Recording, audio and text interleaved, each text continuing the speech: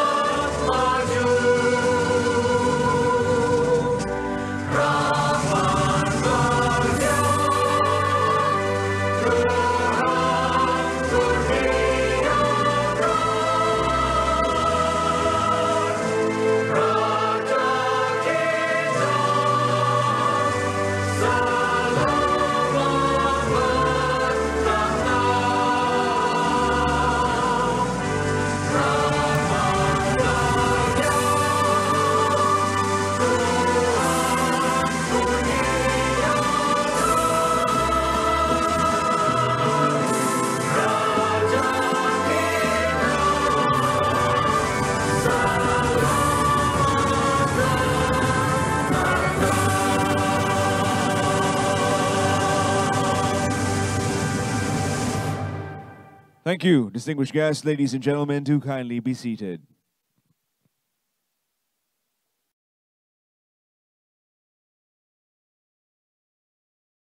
Commence with the recitation of the dua to seek blessings from the Almighty. Allow me to invite Tuan Amiruddin bin Abdul Karim to lead us in the recitation of the dua.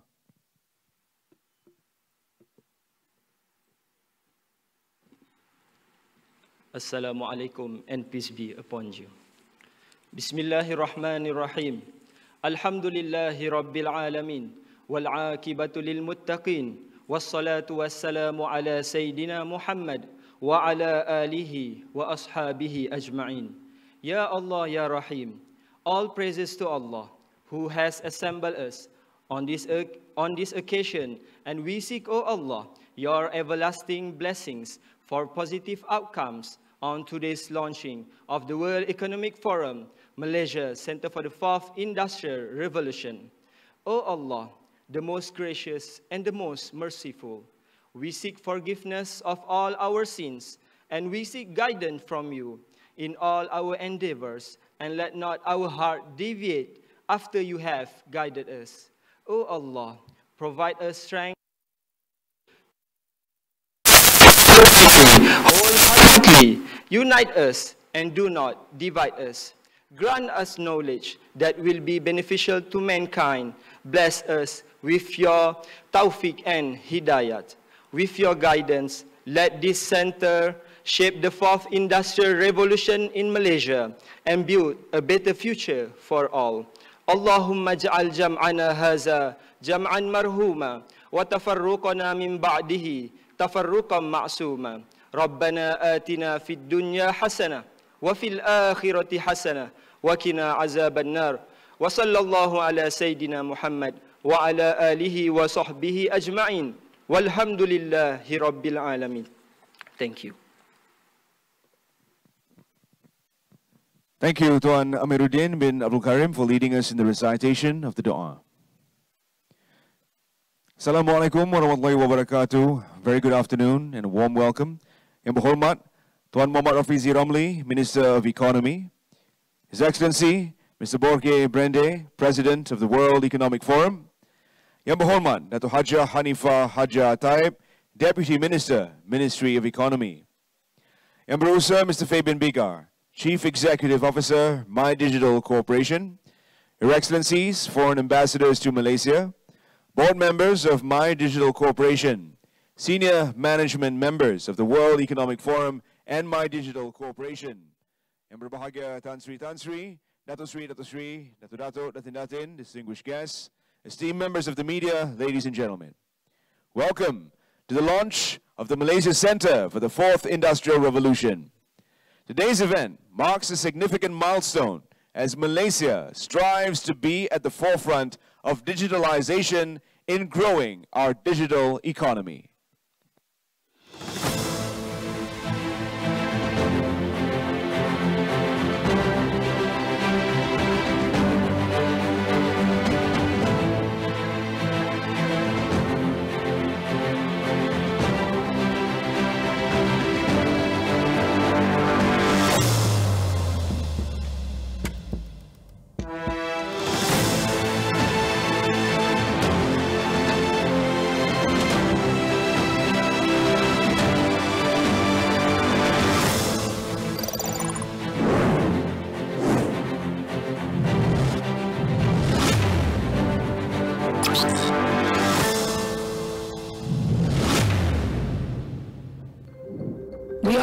midst of a rapid fundamental shift,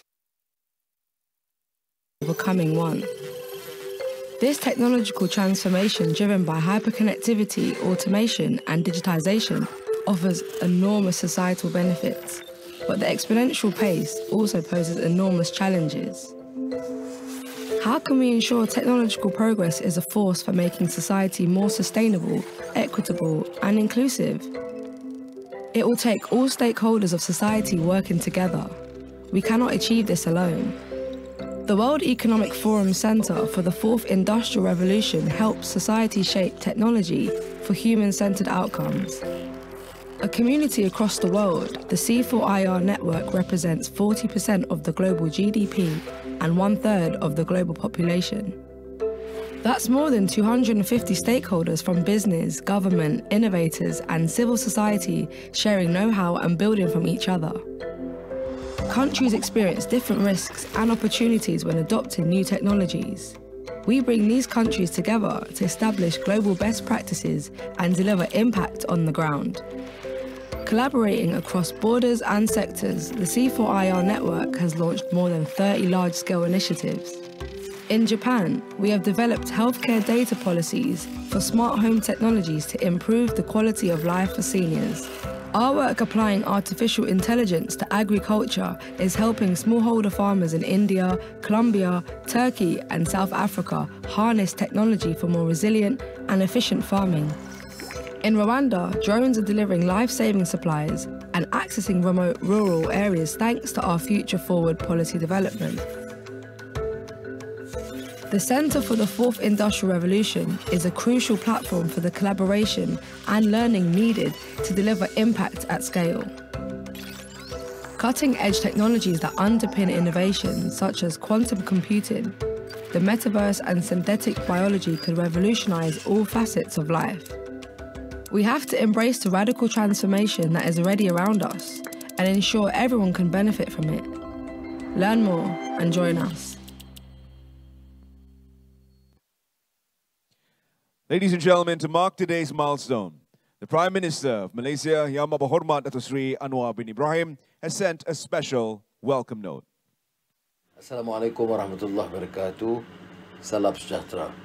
Saudara Rafizi Ramli, Menteri Ekonomi, Yang Mulia Mr. Bosch Brandy, Presiden Forum Ekonomi Dunia, saudara-saudari yang dimuliakan. Salam Malaysia Madani. May I begin by congratulating the Ministry of Economy and My Digital Corporation for their hard work and close collaboration with the World Economic Forum in setting up the Centre for the Fourth Industrial Revolution in Malaysia, the first such centre in Southeast Asia and the 19th globally for the World Economic Forum.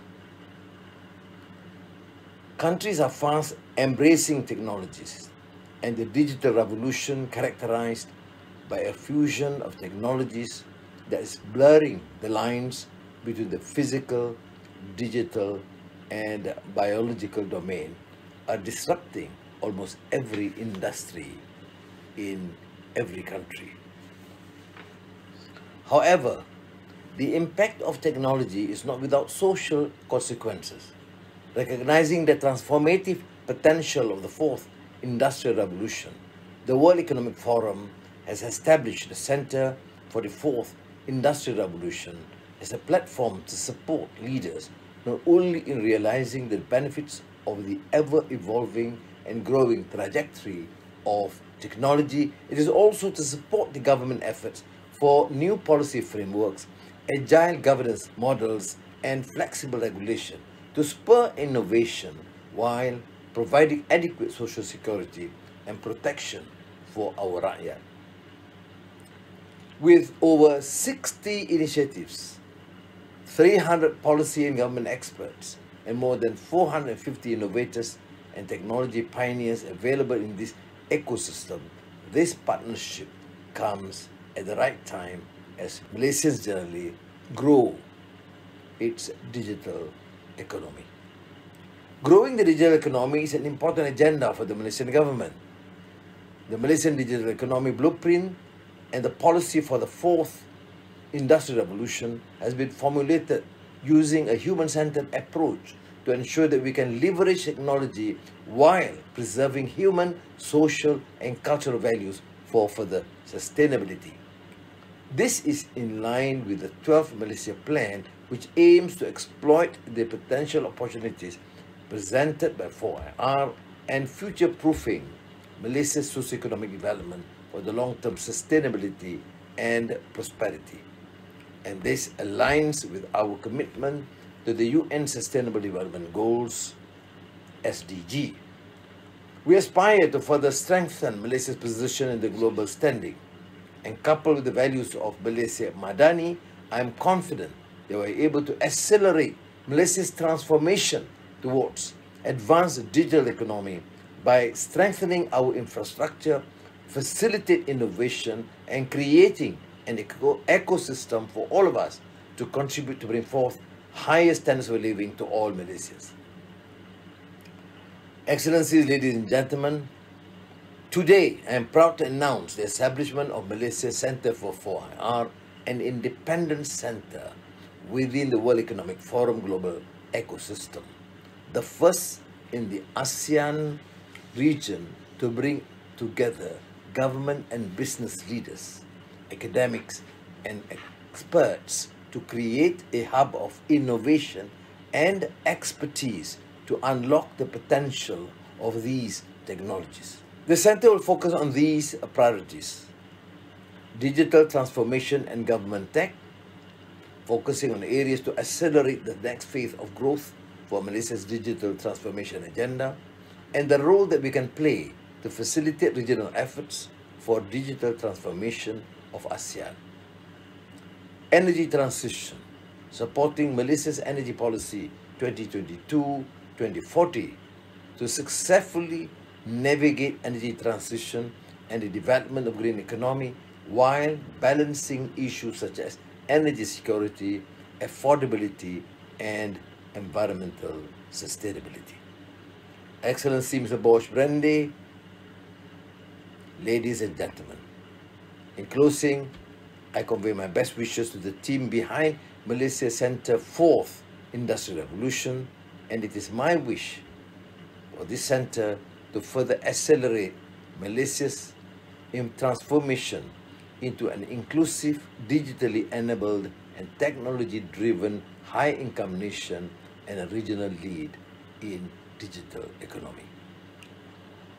I would like to extend my gratitude to the team in the Ministry of Economy and My Digital that worked hard to make this a reality, and particularly the World Economic Forum team, whose dedication in pushing the 4IR agenda helped push this centre in Southeast Asia forward.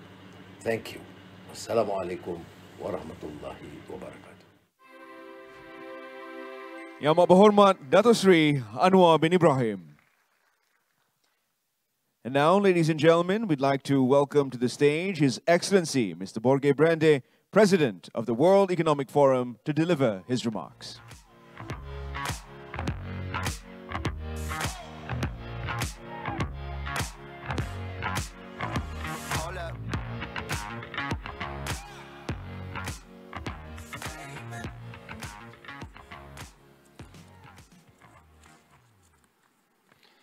Good afternoon. Your Excellency, Minister of Economy, Young Baharu Rafisi Ramli, Famian Bigger, CEO of My Digital, and the new head of the Center for the Fourth Industrial Revolution here in Malaysia, distinguished government and business leaders. It's really great to be here. I think the Prime Minister summed up everything very nicely in his speech. It's really quite a moment for us at the World Economic Forum to also be part of the inauguration of this very important center and very consequential center. It's really a great honor, and the first center, this new center in ASEAN, will help global efforts in accelerating the transition to more sustainable and equitable world, and also then powered by innovation. We know that innovation will play a critical role also in being able to achieve the Sustainable Development Goals, as the Prime Minister just mentioned. This center will have the focus of energy and digital transformation. And I cannot think of two more important topics in today's world.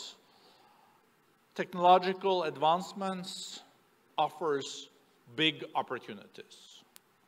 The digital economy is today around 15% of the global GDP, but growing 2.5 times faster than the pace of global GDP overall. And if you want to improve your competitiveness and productivity, I think the digital is critical. We also have seen how fast the world is changing. I did look up this morning, preparing to this, at the 10 largest companies in the world by turnover and market cap. If you look at the market cap of the 10 largest companies in the world today, 4 of them did not exist 20 years ago. So this also shows the huge opportunities that are related to the new technologies. It's not that all the cards are given out. You really have to really now produce higher up in the value chain.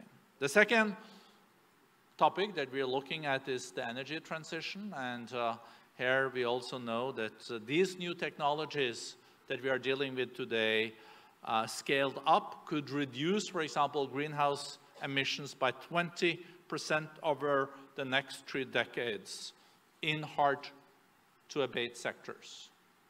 That is huge opportunities. If you can produce, for example, steel, aluminum, cement with less emissions and not much more expensive, that will also be a great path towards net zero by 2050. So this offers so much opportunities, but then an inability to fully unlock cloud, 5G and AI, and high-performance computing, that will hamper such a path. So it is very important to really have a focus on these technologies. And no single government or stakeholder will be able to ensure these priorities happen. That is why the World Economic Forum and the government of Malaysia are launching this center to bring together government and business leaders, academics and experts to create a real hub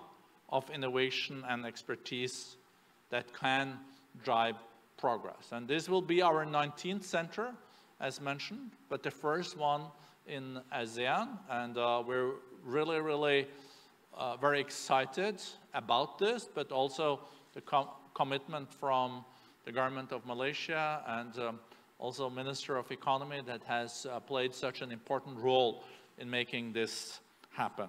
By launching this center, Malaysia will build on great efforts taken in the field of digital transformation and accelerate the transition to a more sustainable and digital future. So I'm really proud of what we are achieving today and confident that the long-standing cooperation between Malaysia and the World Economic Forum will help advance this progress, innovation, and positive change in the country and beyond.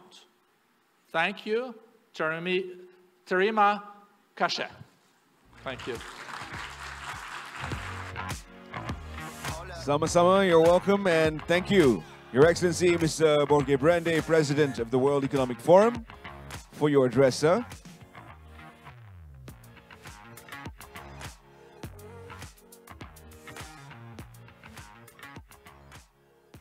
Up next, distinguished guests, ladies and gentlemen, please join me in welcoming Yang Berhormat Tuan Muhammad Rafizi Ramli, Minister of Economy, to deliver his speech.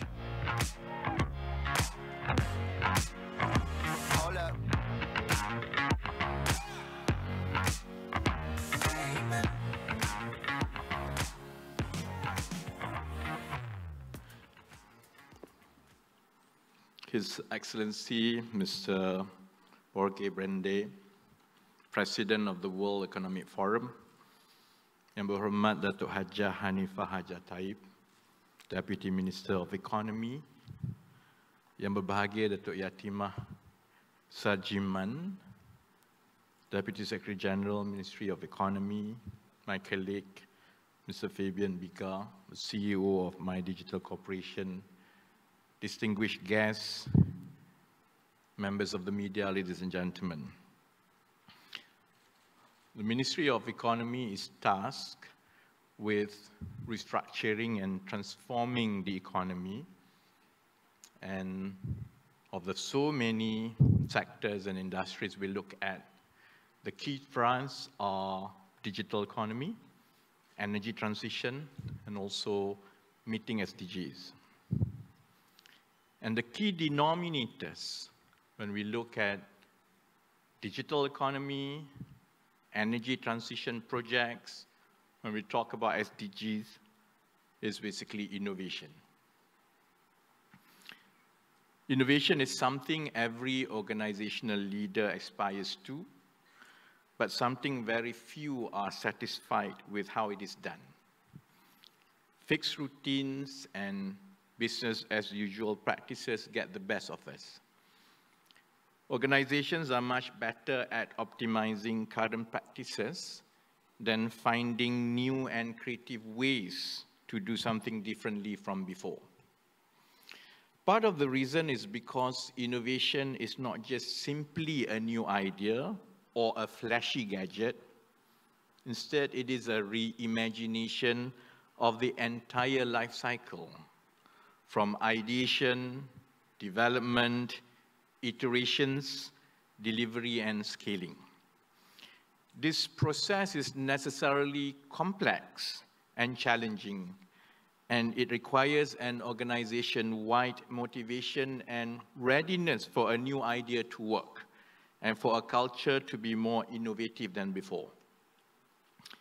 Today, I know this is cliche, we know Thomas Edison, and it's synonymous with the light bulb. Before my public sector career, for the benefit of His Excellency, I used to run a startup. There's always this challenge where, and in fact, before I came here, in fact, I was one of the juries for a nationwide hackathon. And there's always this problem that people, professionals, talents have an idea, and they think that because of that one idea, it will change the world. They forget about Thomas Edison. Because people forget that Edison was not the first person to invent the light bulb. It's not the invention itself that changed the world. The real contribution of Edison was that he found different ways of making the light bulb cheaper and better. It's the iterations that come over and over again that finally deliver the light bulb at the scale and affordability that had changed the world. That ceaseless desire to find new ways to make something better at the entire product life cycle is at the heart of innovation. Through the decades, the economic case for innovation has become indisputable. Countries that embraced technology and related innovation early were able to pace ahead through the combination of efficiency, productivity, and wage gains. Companies that master core innovation essentials were found to deliver 2.4 times stronger financial results than those that simply do the same thing over and over again. For a country like Malaysia, and we have all the right conditions prepared in the form of reliable infrastructure, committed resources, adaptable workforce, and now the political will, innovation would serve as a societal equalizer and growth engine to revitalize the economy. Studies have shown that a 1% increase in innovation capacity is estimated to increase the per capita GDP by 0.36%. Between 1987 to 1999, Malaysia's sustained annual growth rate of 9% made us one of the fastest growing countries in modern history. As we all know, the growth rate that followed after that was lower, and we risk not catching up fast enough to our peers, transitioning into a high-income nation if innovation is not central to what we do. Mastering technology and innovation is a game changer to our society, as more people will be able to access high-quality solutions at lower cost and an uplift to our economy so that we move up the value chain with better products, better processes, and most importantly, better jobs. That's what my ministry is tasked to do. So to do this, we need to create as many collaboration channels as possible. Innovation is a team sport. That's why the most successful innovators come up with their best ideas when they bring cross-functional teams together to brainstorm in dedicated space, applying constraints of time and resources to decide what ideas to keep and what to remove. And in that context, that is why the Center for Fourth Industrial Revolution, C4IR, comes at the right time as we stand at the point of acceleration. The Center, C4IR, will serve as a focal point between the public and private sector to problem solve and pilot projects. Besides serving as a knowledge center where top experts, innovators, and policymakers congregate to share their insights. While the space matters, the people who occupy it matter more. I trust that the stewardship of My Digital, in collaboration with the World Economic Forum, will guide C4IR closer to the innovation culture we desire by prioritizing actionable outcomes, curating locally relevant discussions and insights, and relentlessly iterating products to fit customer needs. Everyone who wishes to learn, to network, and collaborate on technology and innovation should feel welcome to participate and contribute at the C4IR. Like most meaningful changes in society, it takes a village to make a difference. We hope that this is the start of something good. His Excellency gave me a tip before we start. Both of us have been in politics and public life.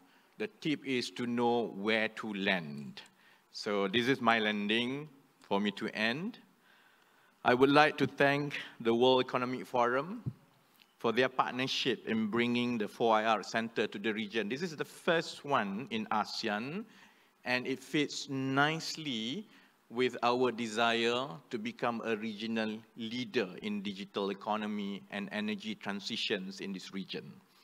I would also like to extend special thanks personally to His Excellency Borge Brende for making time to join us in person for the launch today.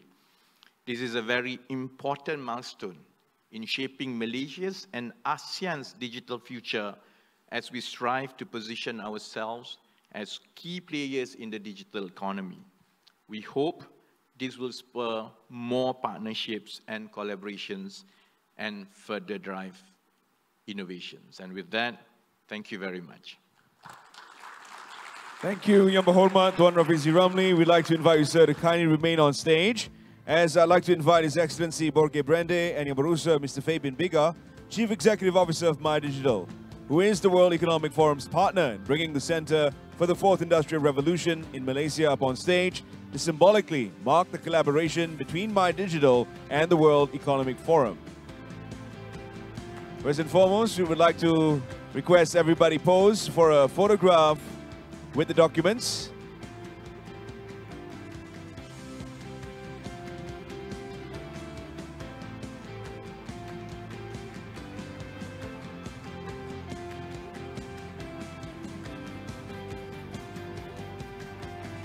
Gentlemen, we'd like to invite you to kindly exchange documentation for the next photo.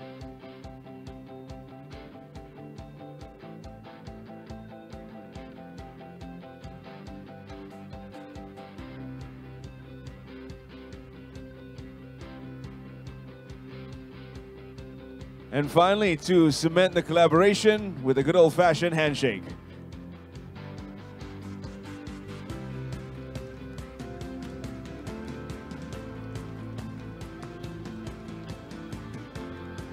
Thank you very much. I'd like to now invite Yang Berhormat Tuan Rafizi Ramli and His Excellency Mr. Borge Brande to proceed to the far end of the launch block, accompanied by Mr. Fabian Bigar. So again, we'd like to invite Yang Berhormat Tuan Rafizi Ramli and His Excellency to kindly pose first for a photo with the Malaysia plaque.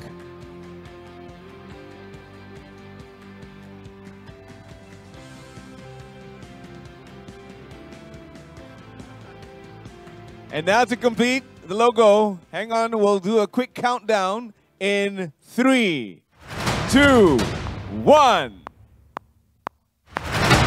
Gentlemen, please place the plaque in position.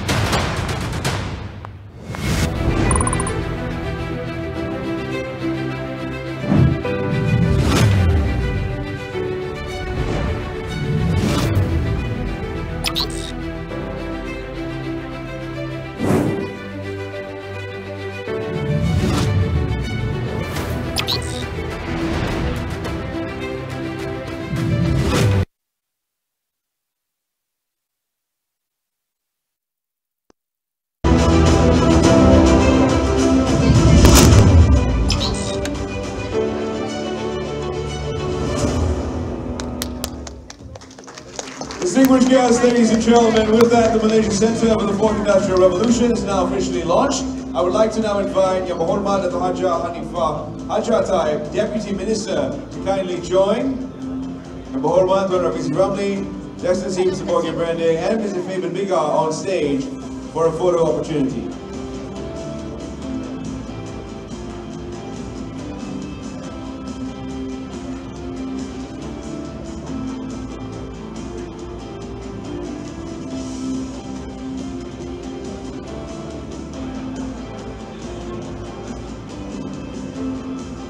Let's have one with everybody and the thumbs up for the shaping of the Fourth Industrial Revolution as we build a better future for all.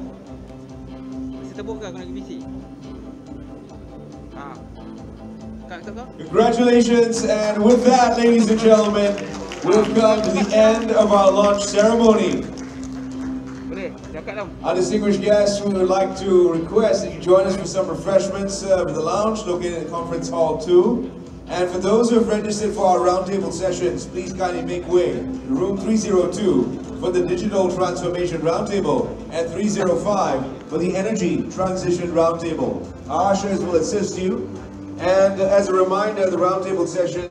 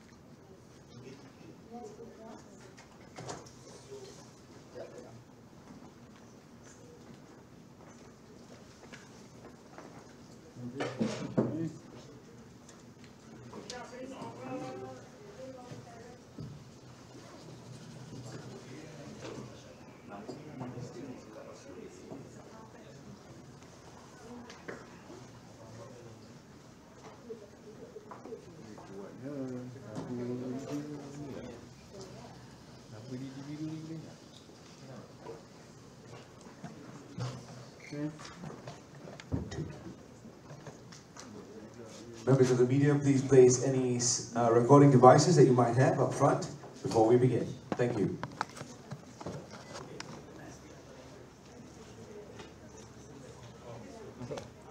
Hey. Zul. Abang Zul. Lagi 2 jam. Ada apa perubahan? Tak ada perubahan pun.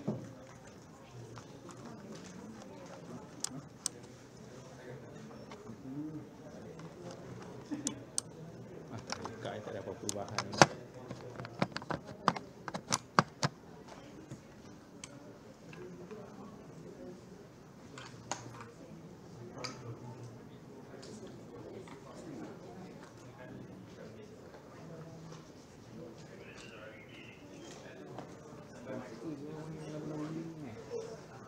Ladies and gentlemen, we are joined by Yang Berhormat Tuan Rafizi Ramli, Minister of Economy, His Excellency Mr. Borge Brende, President of the World Economic Forum, and the CEO of My Digital, Mr. Fabian Bika.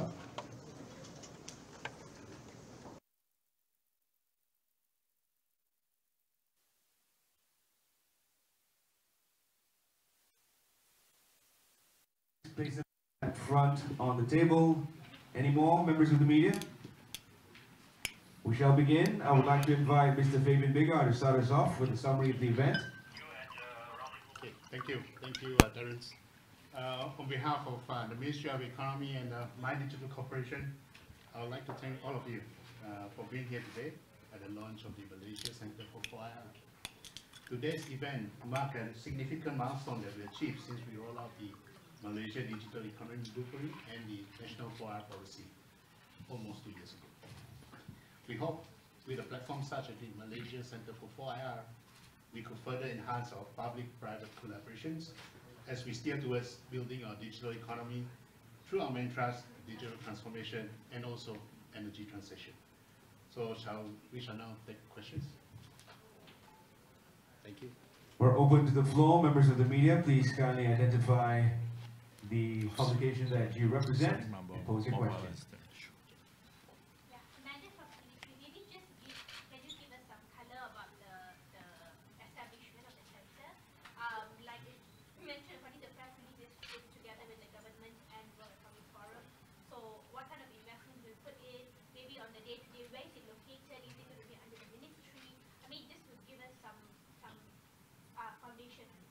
You want to take that? Okay. You're the CEO. Yeah. Okay, I'll just answer, yeah, of course, on our part, right? Yeah, it's a center set up by actually the Malaysian government in collaboration with WEF, and this is not the only center in the world. There are 18 others. I think the maximum number 25? Yeah, so we are 19 out of 25, not too bad, not the last one. Okay, well, in terms of investments by the government, there's of course, as usual, there's some commitment that we have to put in, but all the staffs will be local staff. What we actually gain is the knowledge and the experience and the subject matter experts that are, the knowledge of the subject matter experts that are available, for us to tap into at the other 19 centers. And perhaps with this 19th center, we also have our own Malaysian subject matter experts that we can, showcase or contribute to the rest of the world. Hang on, let me add to that. The approach in in development that we adopt in our collaboration with World Economic Forums is consistent with how we have done it in the past. You know, it's at different level of development cycle. So from Merdeka, for example, all the way to the early 80s and 90s, we were a developing country. So a lot of the development cooperation is with UN agencies. So that's why we see we have UNDP, we have other UN agencies working here across different sectors to collaborate and to learn from best practices. But we are now at the near end of the middle income, going into the high income.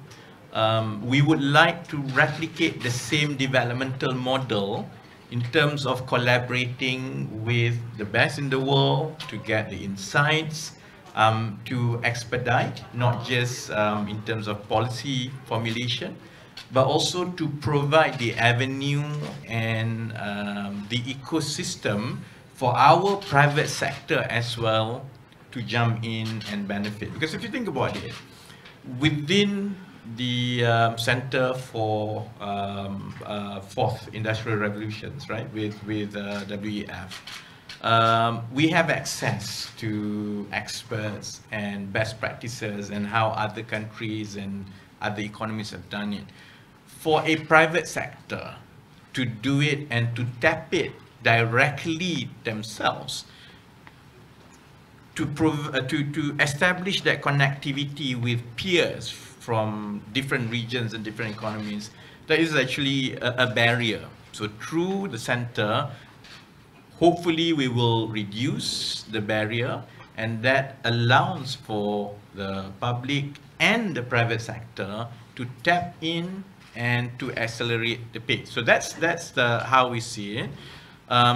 And as with our collaborative framework with international agencies, with UN and others before, there is a national commitment. So government provides a space, government provides, government funds the local staff here, but the benefits to the country, as we have seen with our previous collaborative framework in the past, I'm sure we will reap so much benefit as well with the center.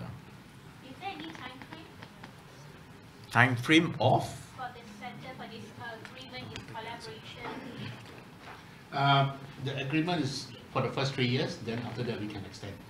What sort of goals have you set for the first 3 years? Sorry, Dash from Protect by Asia. Okay, that's why today we have the round table, because we would like to hear from the external sectors, the private sectors, what would they want the center to do for them.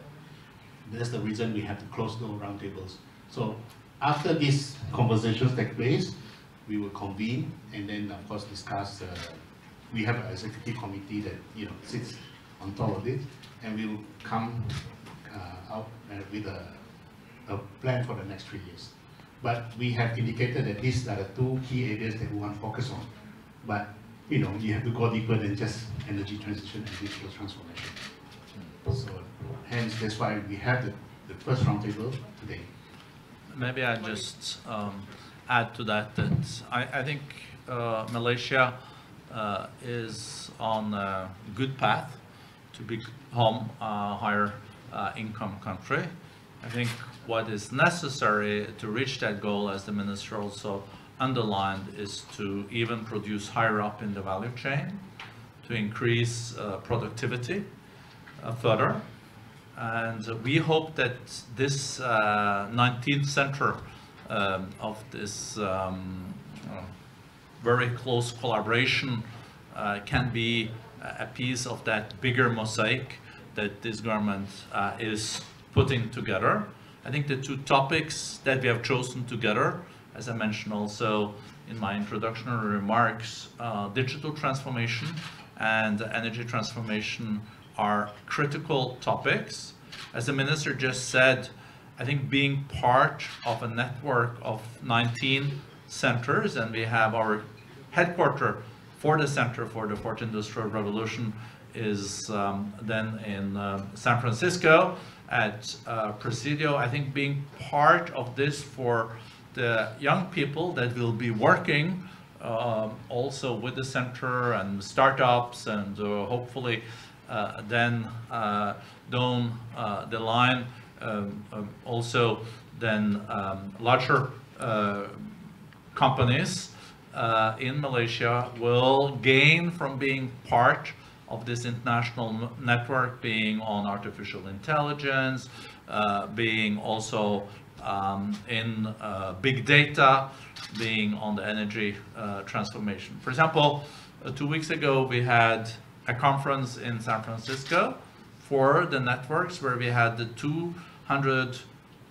leading, I wouldn't say, but 200 leading experts on artificial intelligence, not looking just at of applying these technologies, but also how we can create guidelines and traffic lights. And these are the kind of discussions and networks that this center will be part of.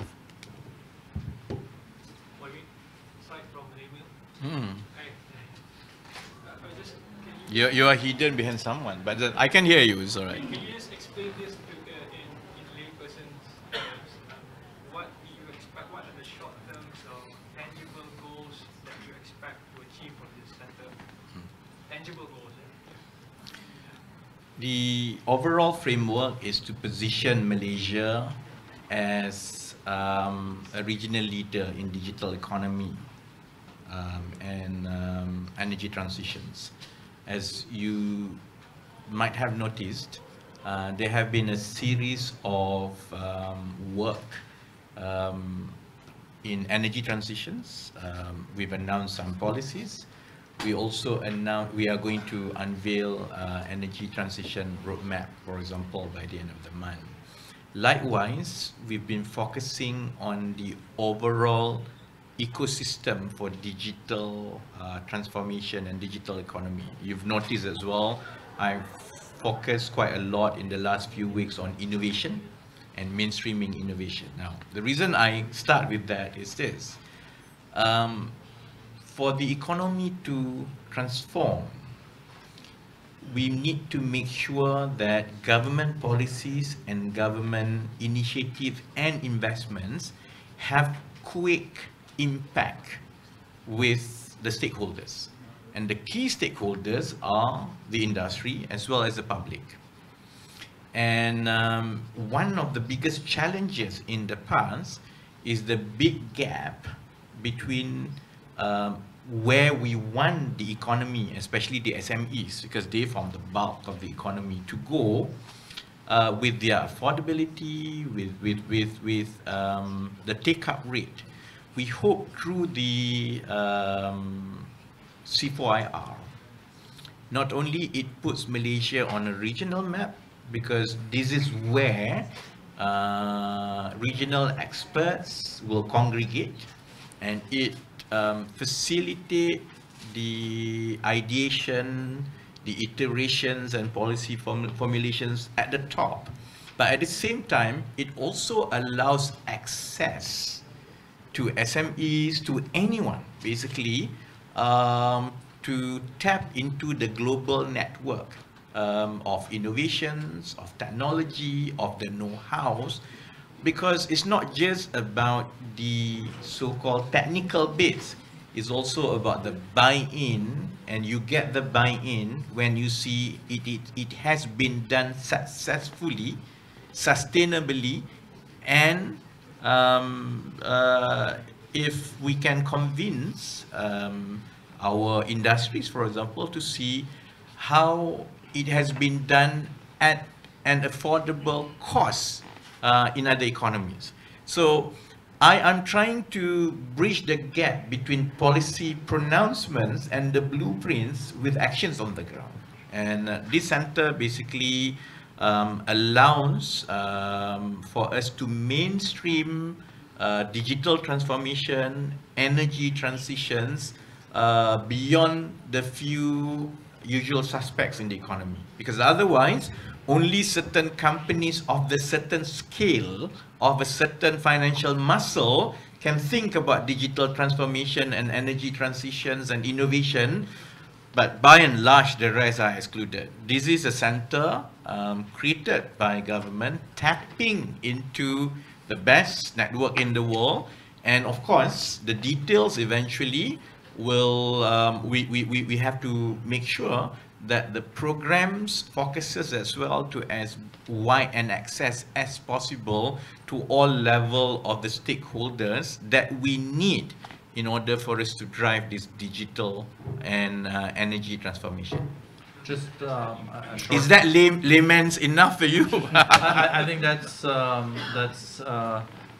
an excellent summing up, Minister. I just want to add that I think that Malaysia today has the critical mass of innovators and entrepreneurs to also scale in the digital transformation, and also see unicorns down the line, and also on the energy transformation, where we know that technology plays such an important role.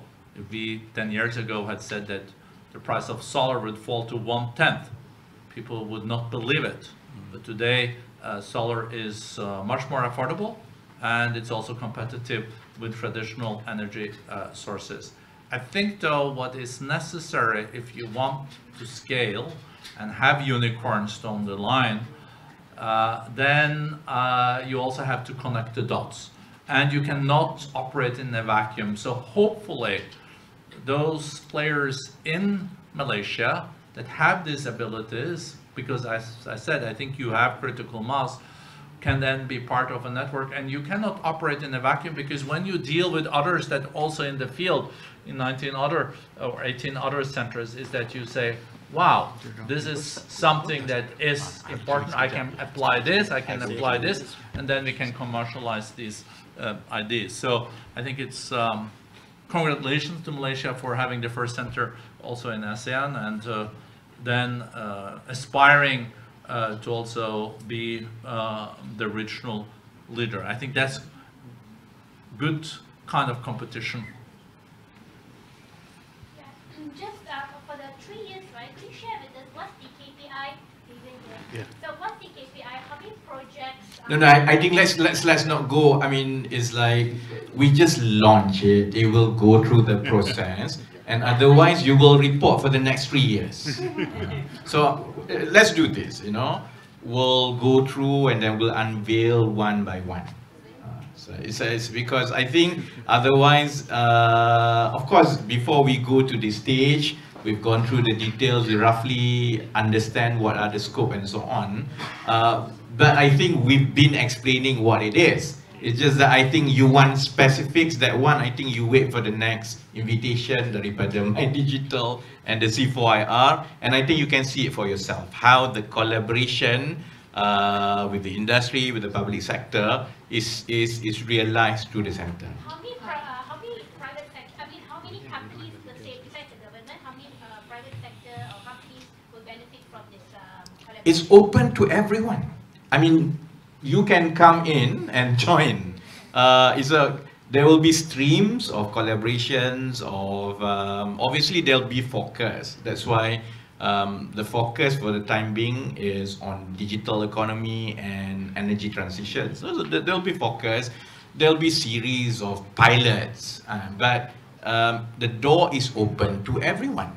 If, for example, someone from the media says, I want to do this, there will be a process at the C4IR, obviously, but it is not exclusive to anyone or any specific sector. I have a question. I'm Catherine from Enterprise Ideas. You just mentioned, one of you gentlemen actually mentioned there's a roundtable that wants to suss out or get the requirements from the stakeholders, right? So will the findings from, or at least a summary from the roundtables, will they be published to the public? Yeah, we'll you see, this is what I just mentioned just now in my speech, right? And also coming from private sector, I'm extremely careful to make sure that there is a product market fit with what government plans. And that's the purpose of the roundtable. As the center was conceptualized, We know this is how the center thrives in our other economies. We know the focus for the restructuring of economy is on energy transition, on digital economy, on SDGs, on the high value chain. We know all that and it's aligned, but we also have to make sure that whatever policy planning for the C4IR that is done by the government is aligned with the priorities of the industries. Okay. That's the purpose of the roundtable. So Can I that just- means that, you kind of alluded to it as well. The themes for this C4IR in Malaysia is energy transition, digital transformation, and the SDGs. So are these themes also what the other centers are prioritizing? So of the 18 existing centers, they have different teams, but there are some teams in common. Several centers has digital transformation, and especially big data and AI is a critical topic. With the energy transformation or transition, there are fewer centers. So this center will be one of the leading one in this field, but it will also be connected to other work that the World Economic Forum is doing on the energy transition, not necessarily related to the centers. But it was one thing I wanted to comment on the KPIs and also the targets.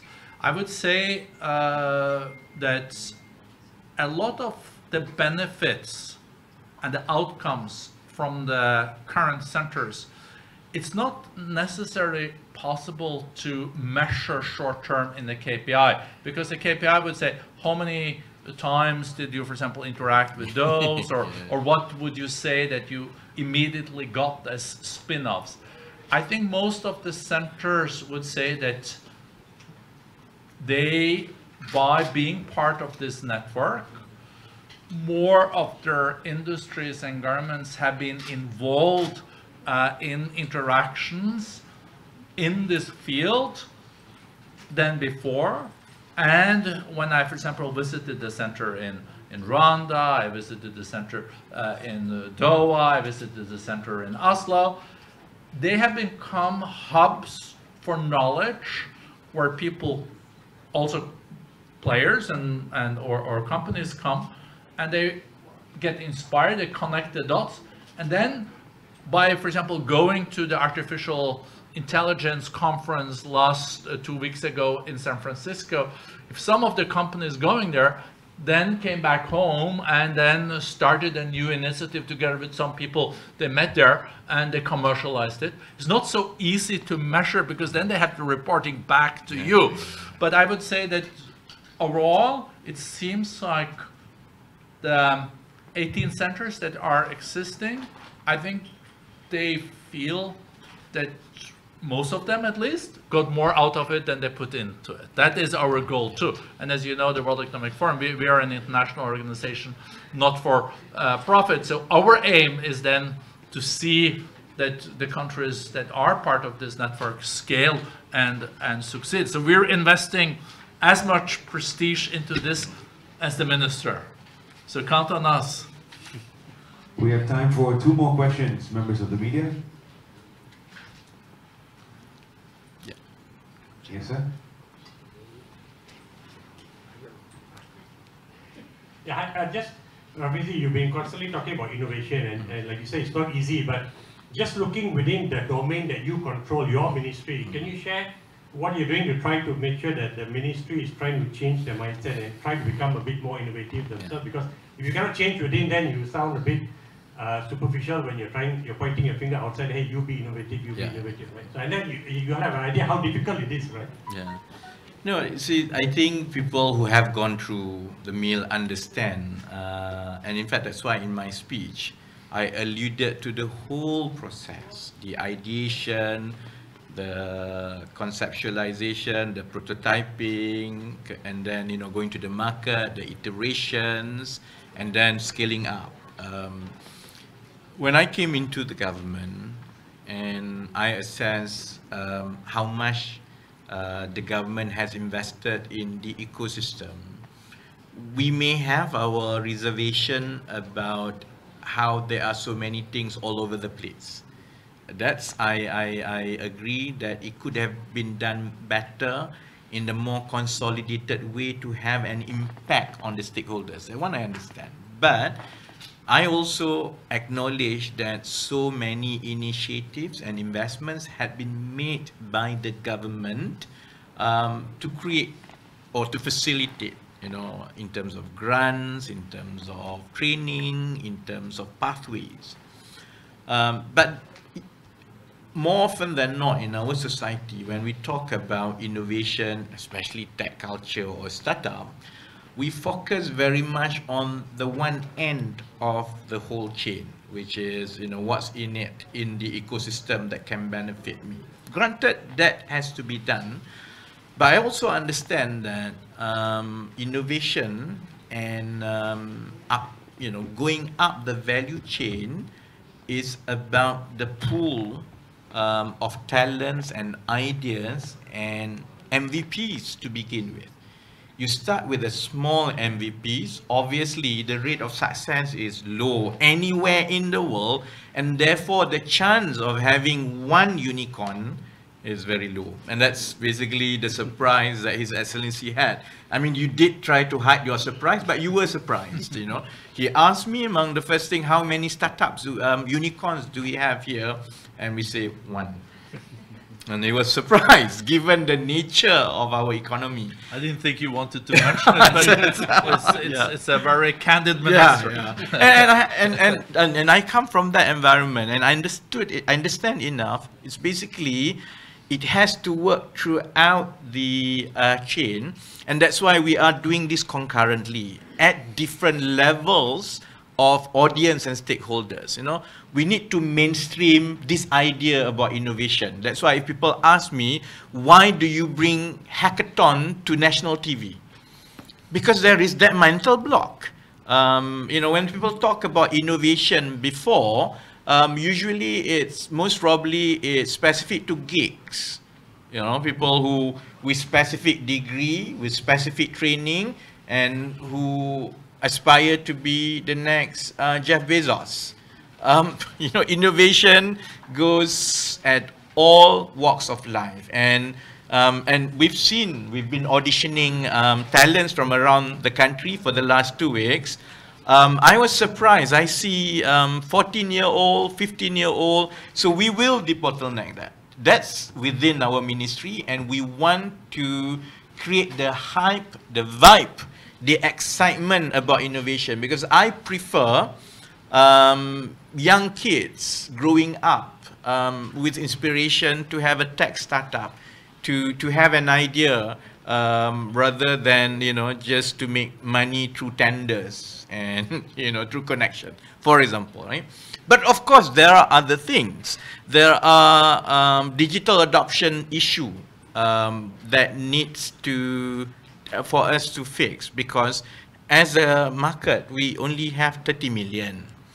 And if you have digital solutions from locally grown digital solutions, the B2B is very difficult because they have to compete with the Silicon Valley, because, you know, users don't differentiate between is this Malaysian local solutions or is this, all they want is that it works and it's cheap.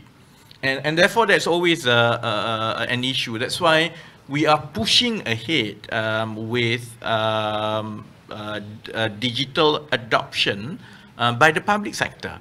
And in fact, today, M10's decision, although it doesn't sound big, to me is one of the most important days of my time as a minister, because the government today, through M10, it was announced by the Prime Minister today, has agreed to establish PADU, which is a centralized government database of every household in this country. Because while the immediate use case for such a centralized socio-economic database is for retargeting of subsidy, so that we know up to the level of disposable income, and therefore we can retarget better. What is as important to the digital ecosystem is that it allows us to move government services to tech in the future. Because currently government IT and government everything is still very much on physical server, and is all hosted by each ministry. Data is not structured. So every time you talk about scaling up digital service or transforming a public service through digital interface, you have all these pain points, and usually it never gets anywhere. Today's step means that we are moving into one centralized cloud-based national data infrastructure, which then allows any solutions in the future to be built around APIs. And that, once I think government gets to that level, that means there is a GovTech that is designed around one centralized, and then the focus will be on API. Therefore, there will be less technicality on security, on, you know, on investment, because it's a lot cheaper and safer to develop APIs than to go through and repeatedly do this. So my ministry has a broad mandate. Basically, we have the mandate in energy, we have the mandate in digital economy, we have the mandate in economy. But our most important task is to restructure the economy.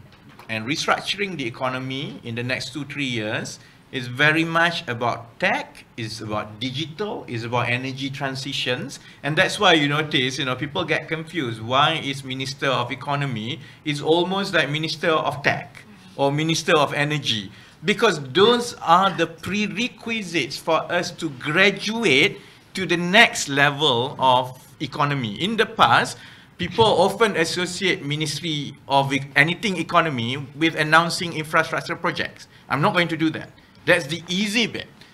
We can borrow money and we can announce all these infrastructure projects. It will not restructure our economy. The ones that restructure our economy is if we are able to run as fast or begin to lead with against our peers in energy transition, in tech and digital, in SDGs.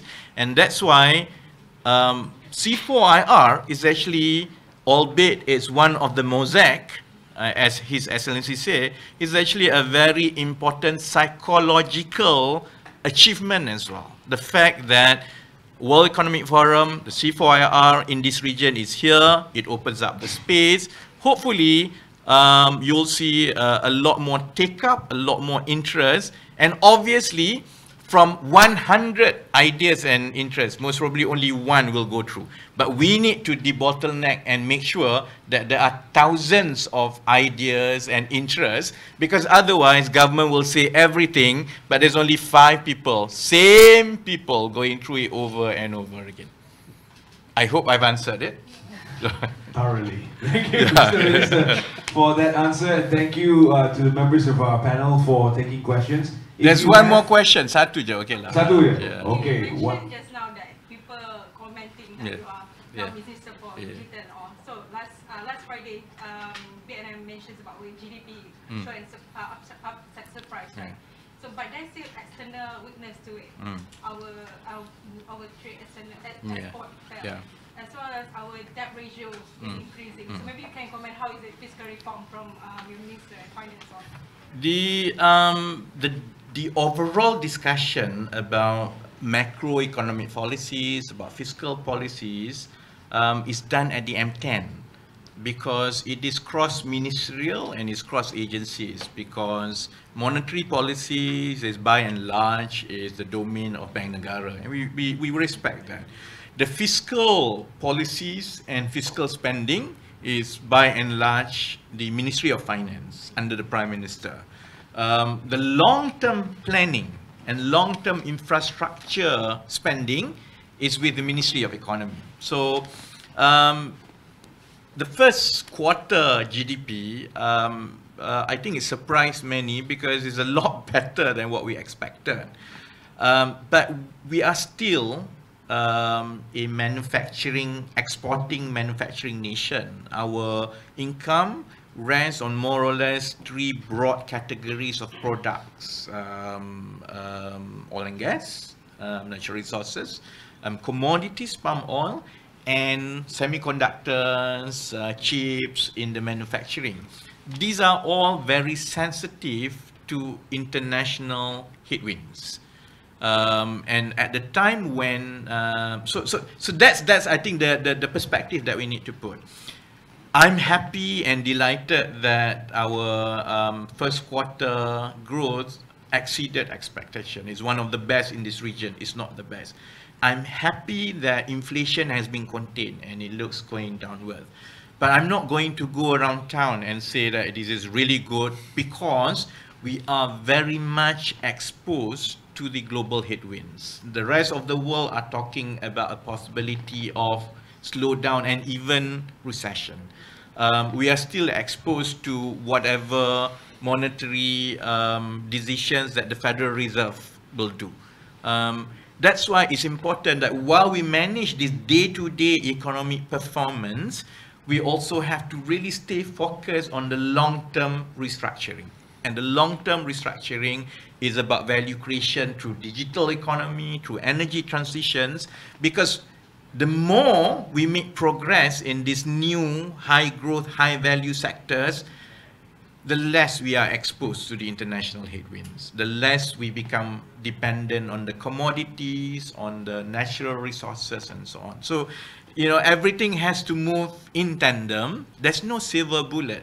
I understand, you know, the media and the public expectation, because as a country, we've been on the mode of national infrastructure announcements for the last 2-3 decades. Economy is associated with new highways, new buildings, new that, you know, it's that has to happen. Of course, you notice we focus more on the ones that affect people, the population more, rather than big project. But we also need to educate, and you will hear me babbling like this forever. I'm trying to land, don't worry. We also need to understand that the future of the economy rests with high value new sectors. And that's why I hope you go to town and talk about C4IR, because it's important to graduate our population's thinking into understanding that the reason why this is done is because this is the prerequisites for becoming a high-income nation, hopefully in 2-3 years' time. Thank you very much, because I really have to rush as well. All right.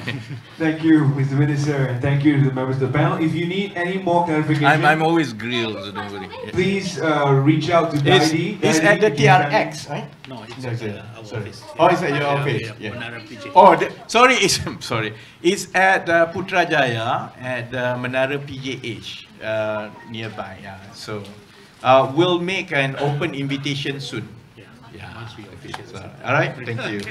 Thank you once again, Mr. Minister. Thank you to all members of the panel. Thank you. Great to see you and to do this together. Sure. Please reach out to Hopefully we'll find you'll find time with the World Economic Forum. Yeah. Thank you, members of the then media. I can see the We have center. refreshments ready for you at Hall 2. If you haven't yet had your second shot of coffee, please kindly join us for some refreshments before heading out.